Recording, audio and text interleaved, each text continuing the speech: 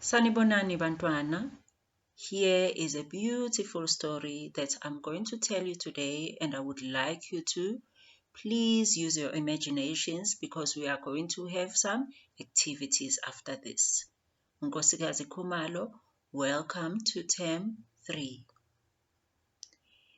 Kwasuka-sukela, inkosazane yezinhlanzi, the queen of fish.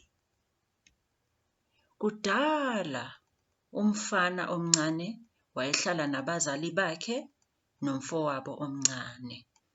This is a story about this young boy who lived with his parents and his younger brother. Babephila impilo engconywana. They lived a happy, very normal life. Babesebenza kanzima abazali bala ekhaya. The parents of this family worked very hard for them to be comfortable. Umama wayakha amabhodwe ngobumba.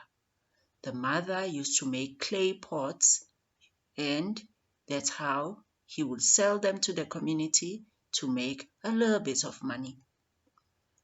Kodwa-ke ubaba wayengumdobi, and the father was a fisherman. Nomkhulu, and their forefathers and their great-grandparents before them, they were fishermen. Ngakho-ke, impilo yayinhle. This story now begins when both the boys lost their parents, unfortunately. Balahlekelwa ngabazali, impilo yabanzima. Because the boy was already 15 years of age, so he had to take care of his younger brother.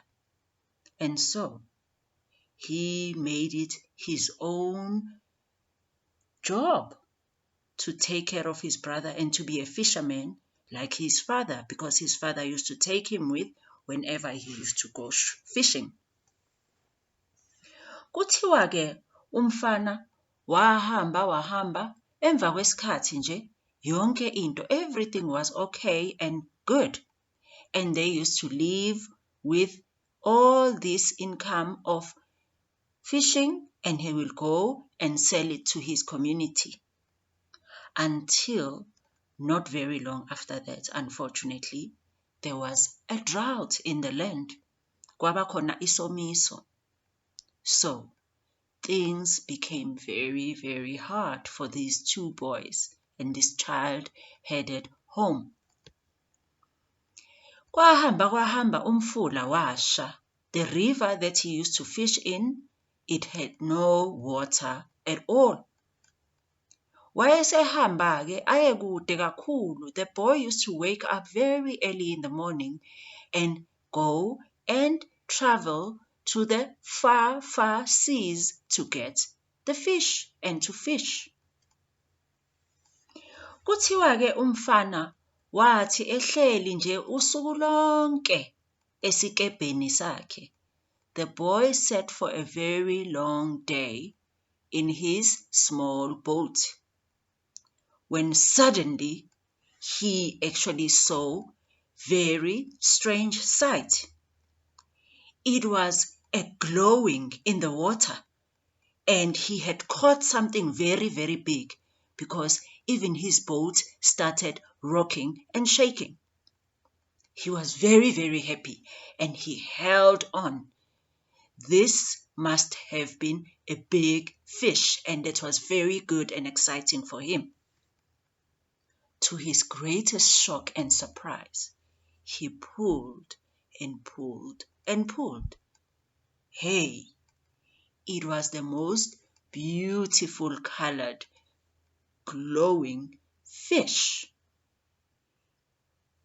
It had rainbow colors. He had never heard or seen anything like this. The most shocking thing for the boy was, waqala wakhuluma, and the fish started talking.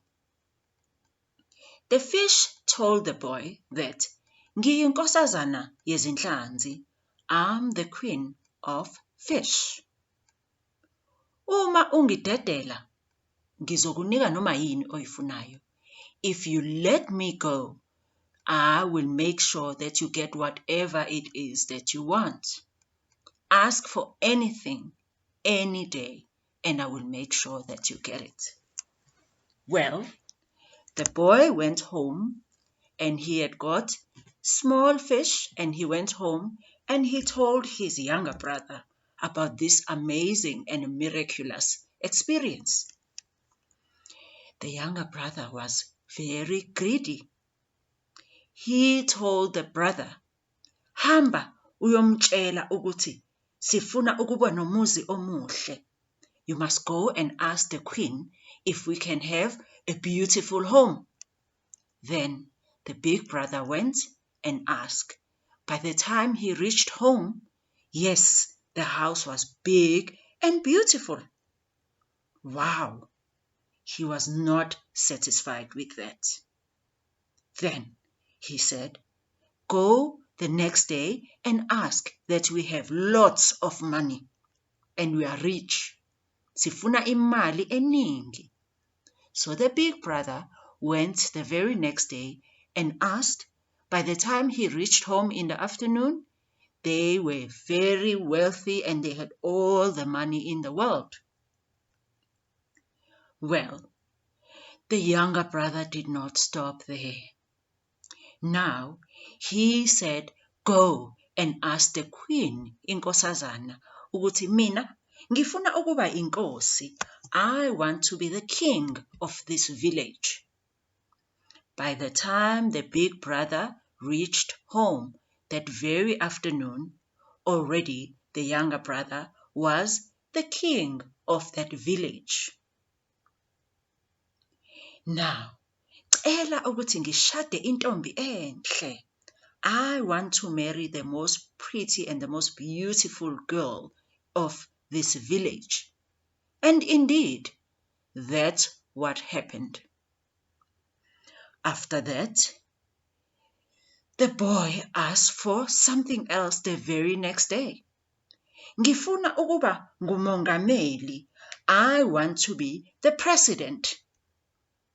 The big brother went, and of course, when he reached home that afternoon, the boy was the president of the country. Now, ngifuna ukuthi ucele ukuthi ngiphathe umhlaba wonke. I want you to go back. This time, ask the queen that I rule the whole world. Well, the big brother went. And this time, the queen was really, really unhappy and thought, umfana wakini akakwazi ukuthi ajabule. There is nothing that is going to make your brother happy. Okay, go back home now. When the boy went back home, to his great shock and sadness, everything was gone, and they were back to that small house, poverty, and xosi yaphela. That's how our story ends. Salani kahle.